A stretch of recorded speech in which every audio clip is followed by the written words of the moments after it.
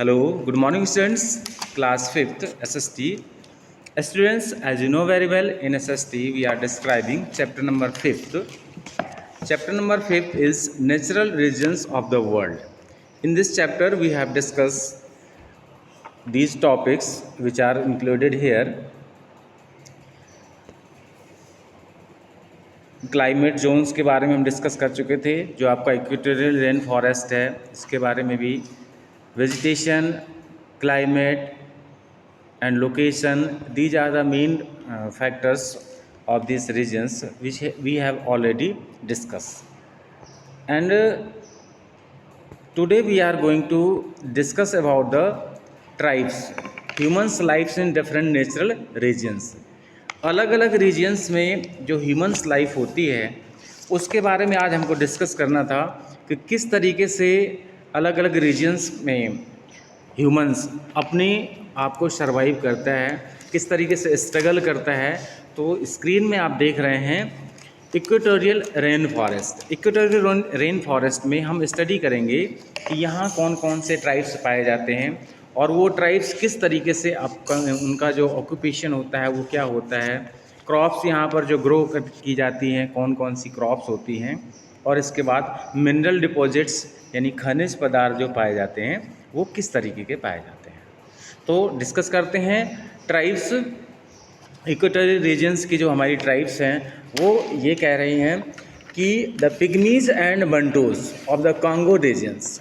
Congo regions में जो सबसे ज़्यादा आपको देखने को मिलते हैं वो ट्राइब्स में पिग्मीज और बंटूज और the Congo regions, the Dayaks of the Borneo, the Semangs of the Malaysia and Yanomami of Brazil and the Amazon Indian are some of the tribes who lives here.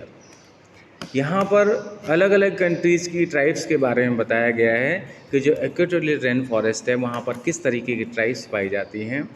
जैसे आपका Yanomami Brazil की है, इसी तरीके से Amazon Indians हैं। तो they depends on their immediate surroundings for food and shelters. अपने फूड और शेल्टर्स के लिए ये ट्राइब्स अपने आसपास के सराउंडिंग्स, जो उनका आसपास का वातावरण होता है, जो जैसी चीज़ें वहाँ पर पाई जाती हैं उसी के बेस पर इनकी लाइफ भी डिपेंड करती है।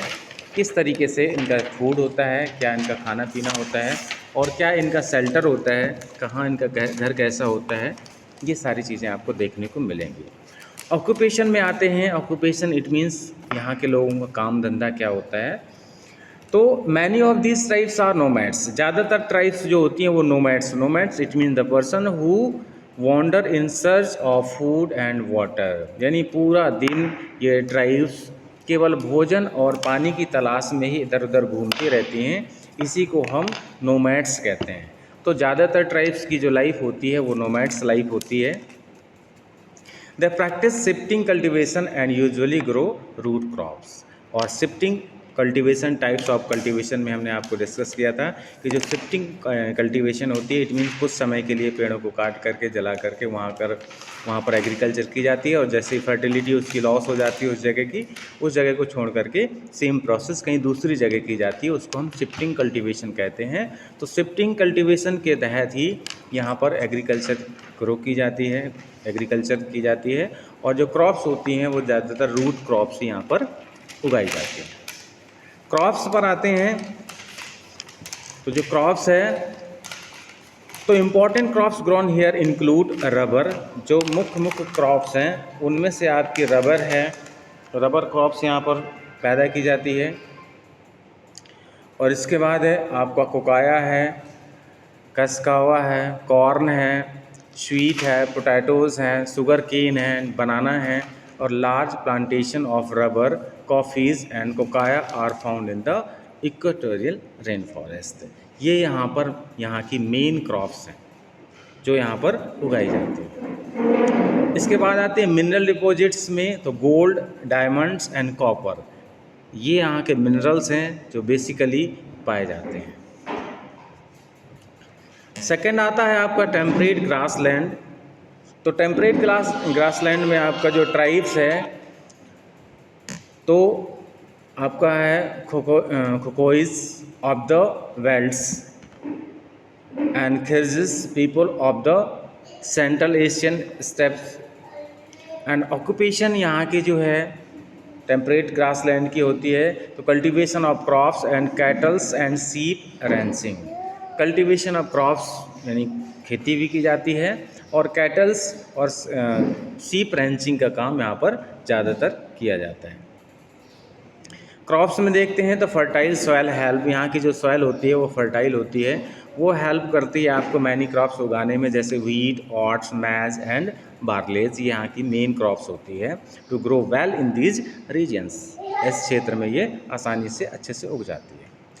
प्रेरीज में आते हैं तो they are known as the granary of the world because they produce wheat in very large quantities. Granaries of the world इसको कहा जाता है क्योंकि यहाँ पर व्हीट की जो क्रॉप्स होती है वो सबसे ज़्यादा मात्रा में उगाई जाती है।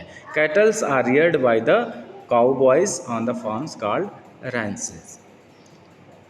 कैटल्स रियरिंग का काम यहाँ पर किया जाता है, और जो कैटल्स रियरिंग कराते हैं उनको काउ बॉयज़ के नाम से जाना जाता है, जिनको रैंचेस भी कहते हैं।